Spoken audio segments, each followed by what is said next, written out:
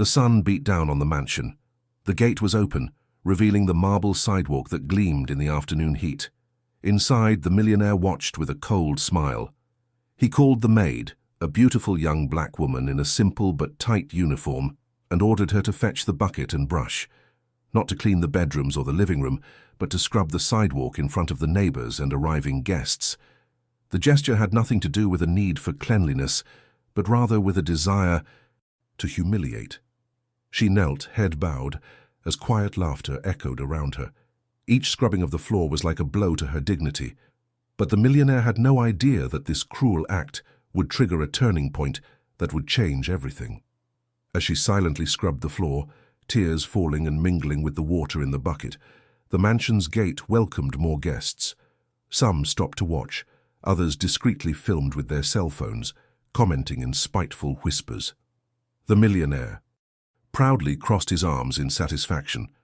But then, an unexpected figure appeared at the entrance, someone who knew the young woman far better than she could have imagined. His eyes fixed on her face, trembling on the floor, and the expression was one of shock.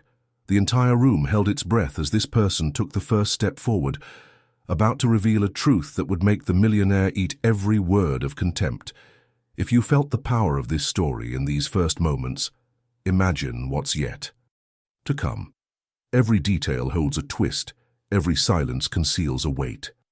Take the opportunity to like and subscribe to the channel so you can journey together to the end of this narrative where destiny always reveals its face.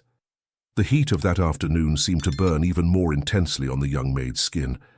The sun reflected off the mansion's pale marble sidewalk, making each step a challenge, each movement a reminder of the position in which she had been placed.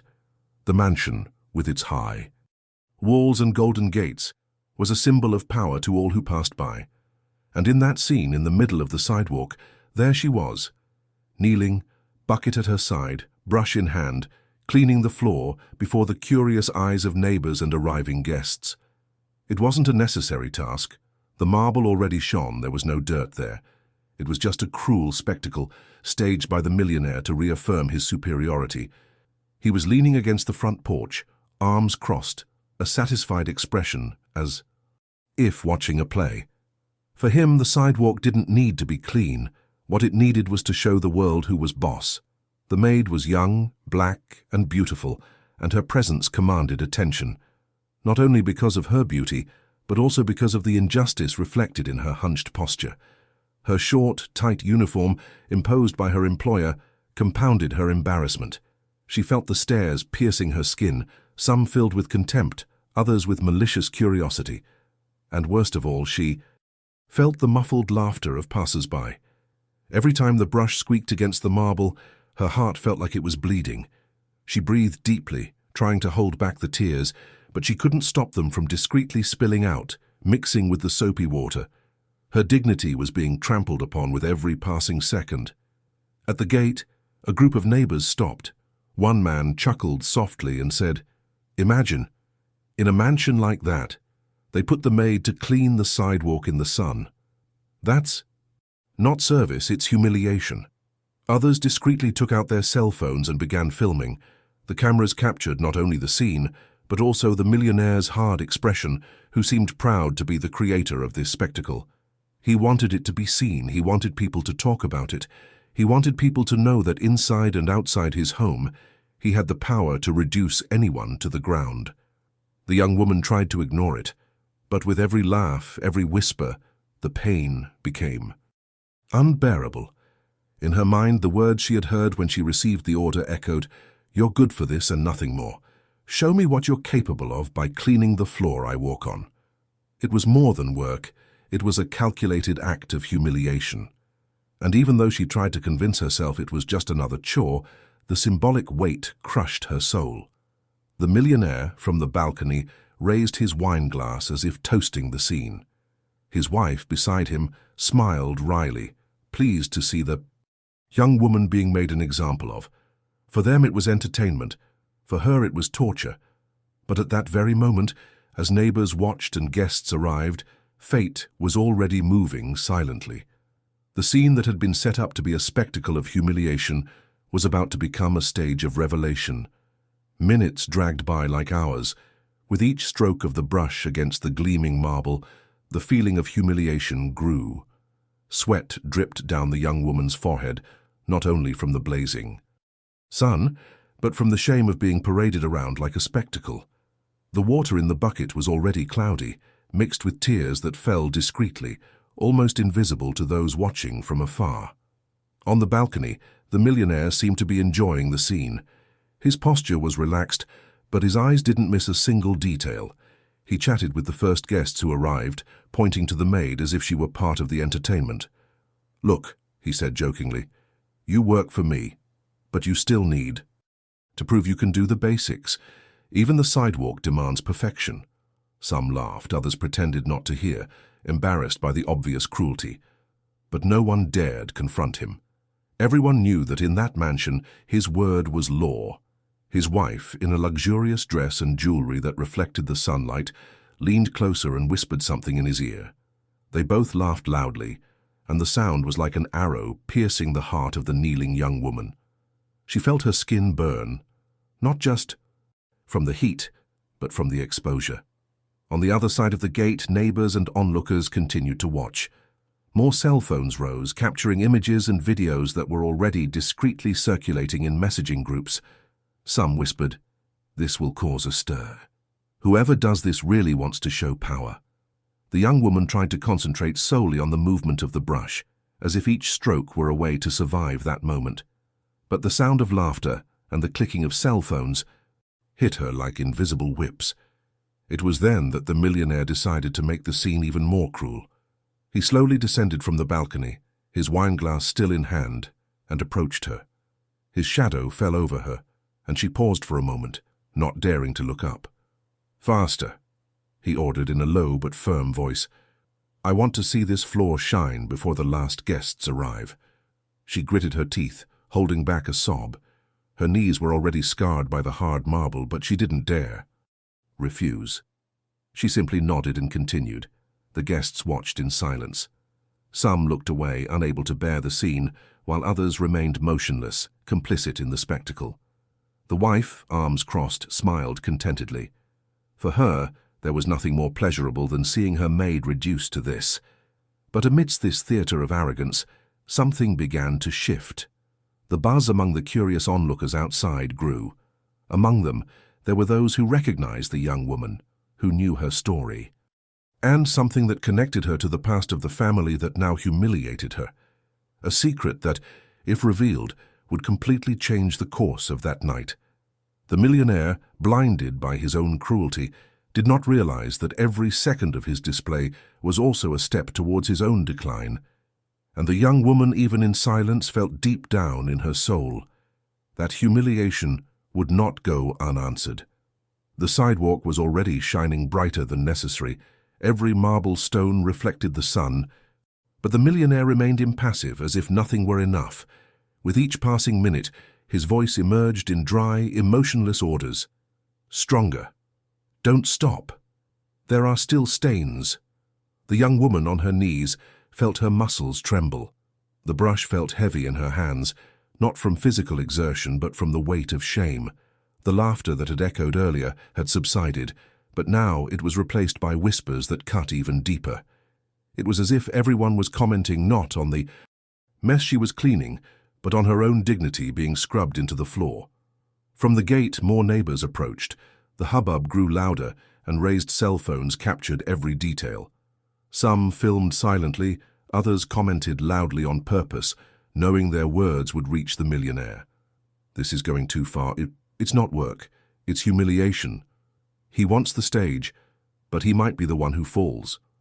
Inside the mansion, the guests exchanged awkward glances. Some looked away, others watched with morbid curiosity, like someone unable to avoid an accident. The millionaire, however, remained convinced he was untouchable. He walked down the sidewalk with a glass of wine in his hand, his expression satisfied, as if he were a director proud of his cruel play. The wife on the balcony smiled contemptuously. Her eyes roamed the scene as if with each tear the maid shed, she tasted a sweet taste of revenge. She whispered to her friends nearby, and some laughed, but it was no longer a full-throated laugh. There was something in the air that was beginning to unsettle even the most arrogant. The young maid took deep breaths, trying to hold back her tears, but her eyes were already brimming with tears, and a heavy tear ran down her face, falling directly onto the wet marble. She tried to hide it, tilting her head even lower, but the gesture didn't go unnoticed. One of the guests, an elderly man with a serious expression, murmured to the person next to him, "This is not service. It is punishment, and an unfair punishment." These words were repeated in whispers that spread quickly. The narrative of the party was already changing.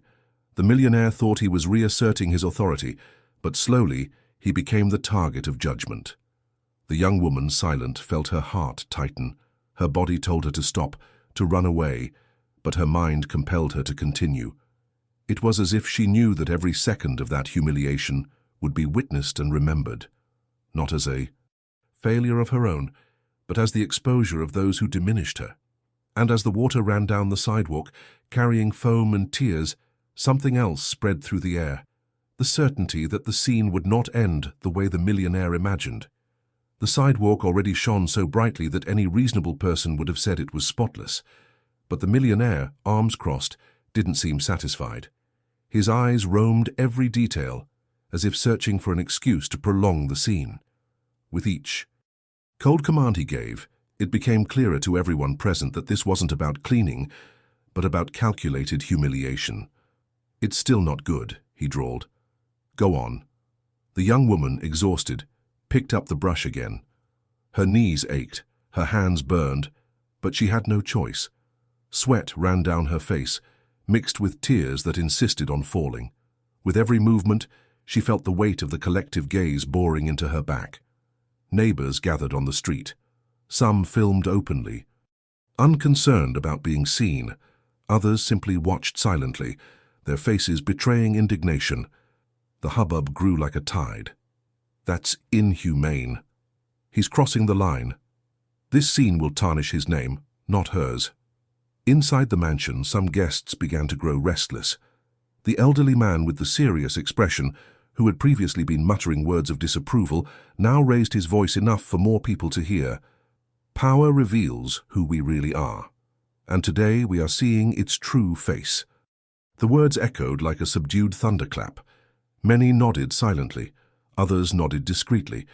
The millionaire heard but pretended not to care.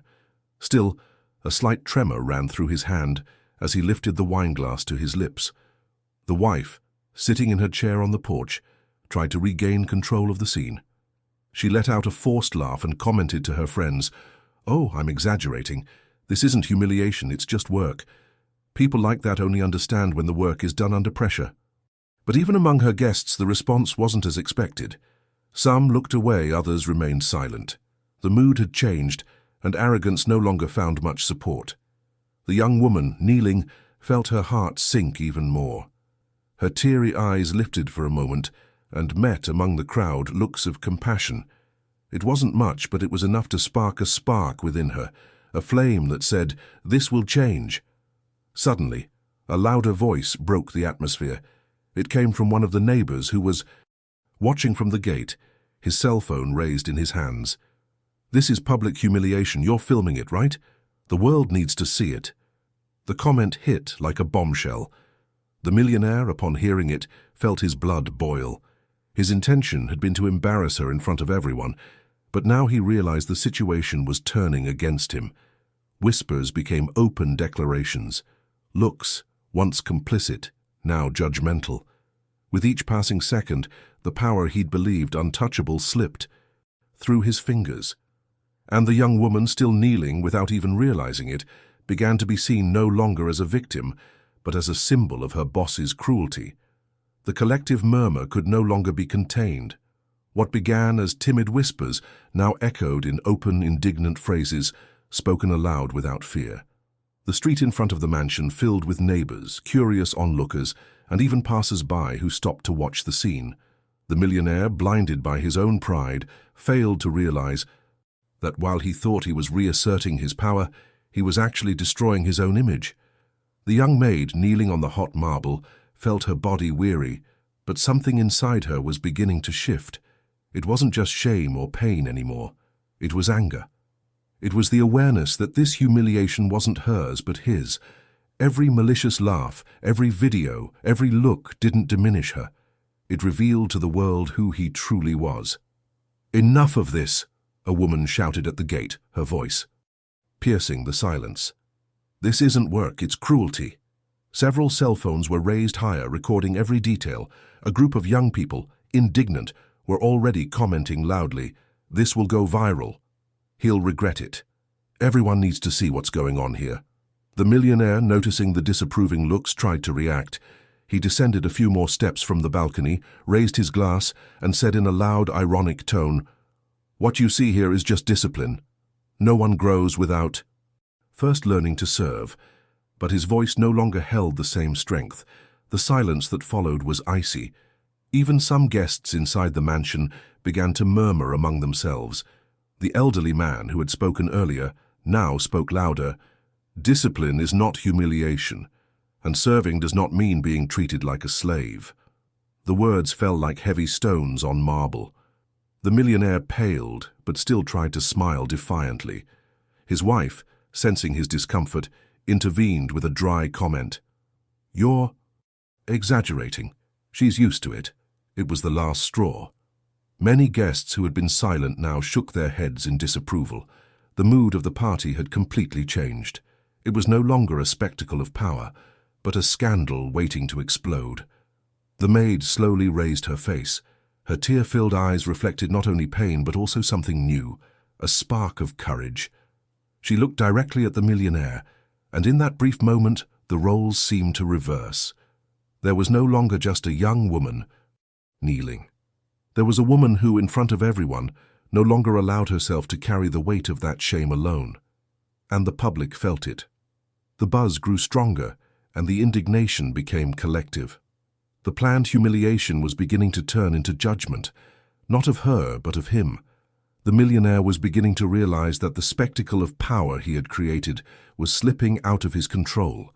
The laughter had disappeared, replaced by uncomfortable looks and cell phone cameras pointed directly at him.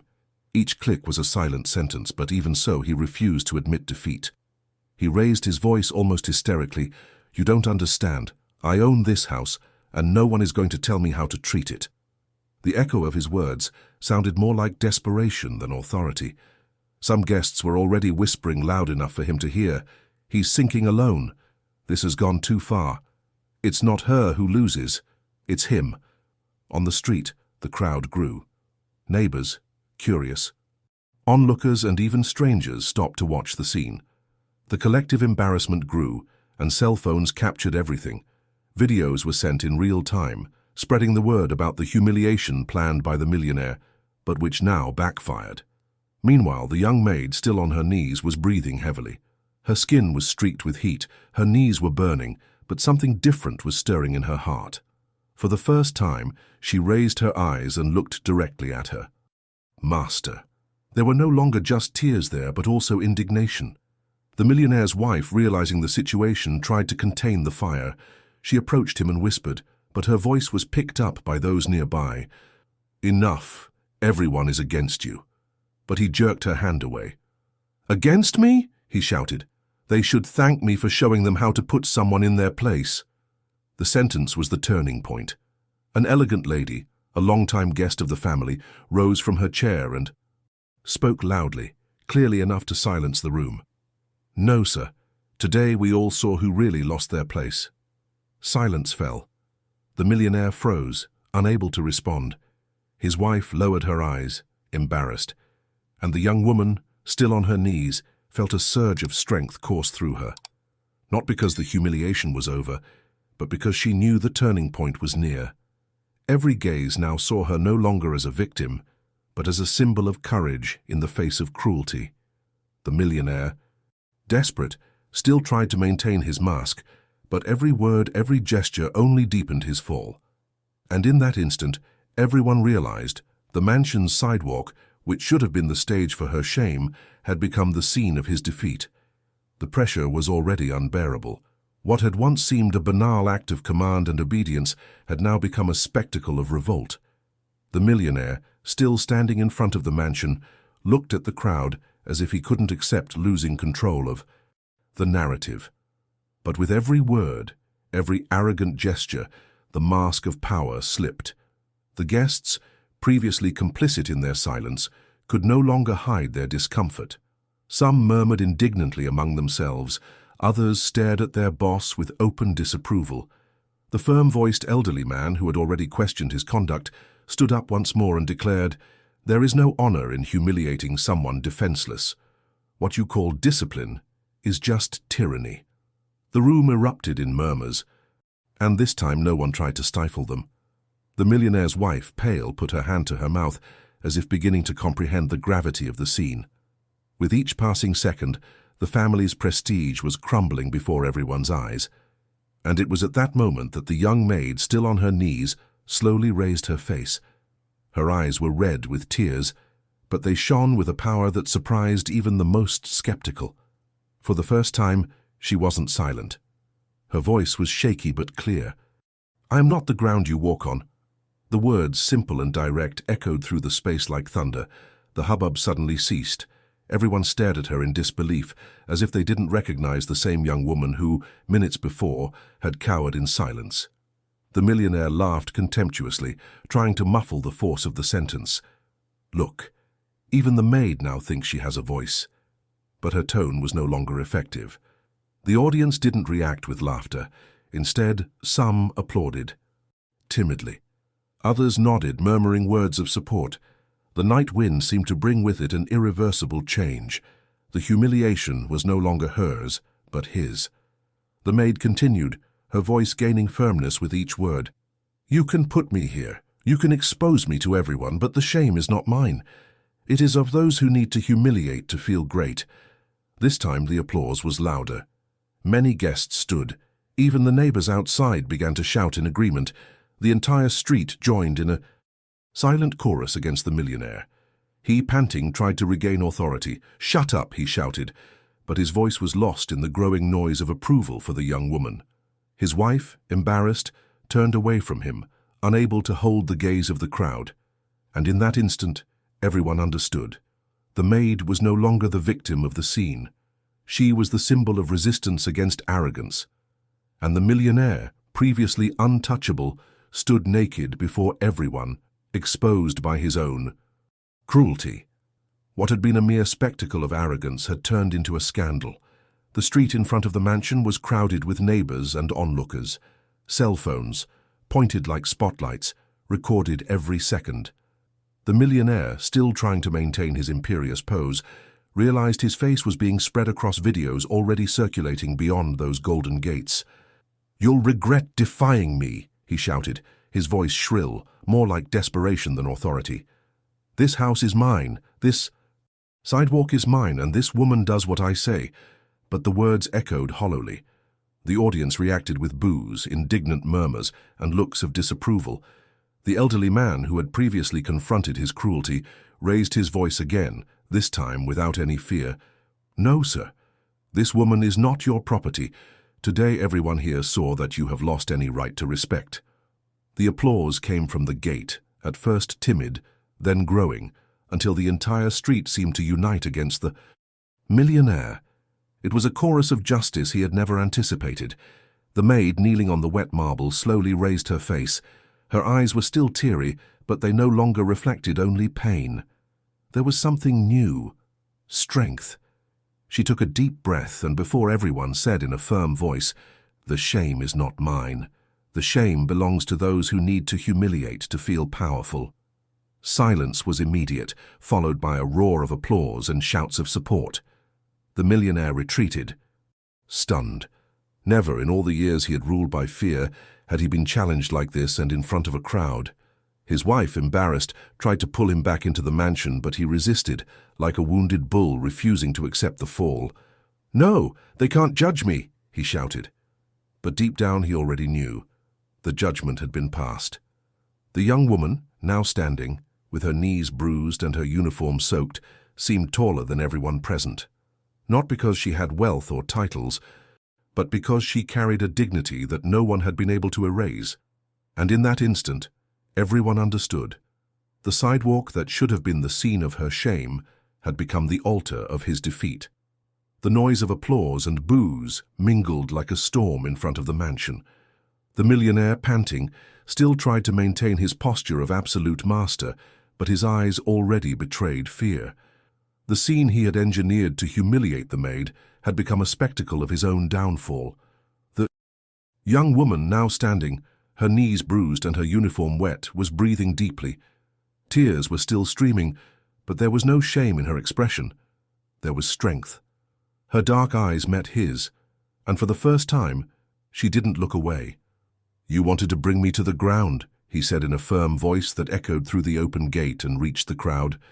"But you didn't realize that it was you yourself who knelt before your arrogance." A heavy silence fell for a few seconds. Then the gate erupted in applause, shouts of support, phones shaking to record every word. The entire street seemed to pulse with her. The millionaire took a step back. His wife, embarrassed, no longer tried to restrain him. She remained motionless, unable to face the judgmental gazes. Guests who had previously smiled knowingly now rose up against him, distancing themselves as if unwilling to bear the burden of his ruin. The old man who had spoken from the beginning raised his voice once more, sealing the moment. "Today we all saw who is truly small." The words shot through the room like arrows. The millionaire brought his hand to his face, unable to bear the pressure. His image, built on years of power and intimidation, crumbled before the maid he had tried to crush. She, in turn, raised her head and walked slowly to the gate. Each step sounded like thunder, as if the sidewalk, once a symbol of shame, was now her stage of victory. As she passed through the crowd, she heard voices murmuring, in respect, strength, courage, dignity. The entire street knew the scene would never be forgotten. The video would spread, the comments would echo for a long time, and the story of that afternoon would not be about a maid's humiliation, but about a millionaire's downfall in the face of the truth. That night, the marble sidewalk would bear the marks of tears and soap, but it would also carry a greater symbol, proof that no one, no matter how powerful they think they are, can erase the dignity of those who resist.